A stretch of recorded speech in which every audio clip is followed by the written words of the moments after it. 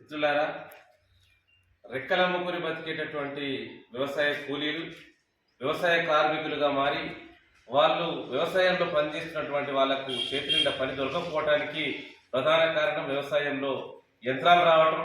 వీళ్ళు చేసే పనిలో యంత్రాలే ప్రధానంగా వేసే కాడి నుంచి మొదలుకుంటే గడ్డి బీకేటటువంటి పని లేకుండా పోయినటువంటి స్థితి దేశవ్యాప్తంగా రాష్ట్ర వ్యాప్తంగా వ్యవసాయంలో అనేక మార్పులు వచ్చినాయి. ఈ సందర్భంగా ఈ రాష్ట్రంలో 60 లక్షల మంది పైగా, దేశంలో ఉన్నటువంటి 14 కోట్లకు పైగా వ్యవసాయ కూలీలకు ఎలాంటి ఉపాధి లేనటువంటి పరిస్థితుల్లో పట్టణాలకు వలసపోతున్నటువంటి స్థితి ఉన్నది. గ్రామాలు వదిలిపెట్టిపోయి వాళ్ళు బిచ్చగాలుగా మారేటటువంటి పరిస్థితి ఉన్నది.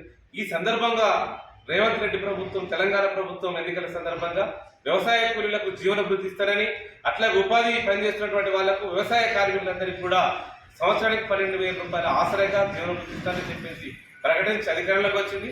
కానీ 100 రోజులలో అమలు చేస్తారని చెప్పినటువంటి పెద్ద మనిషి 300 రోజులు గడుస్తున్నది. ఏమాత్రం కూడా వారికి సంబంధించినటువంటి జీవన భృతికి సంబంధించినటువంటి మాట మాట్లాడలేదు.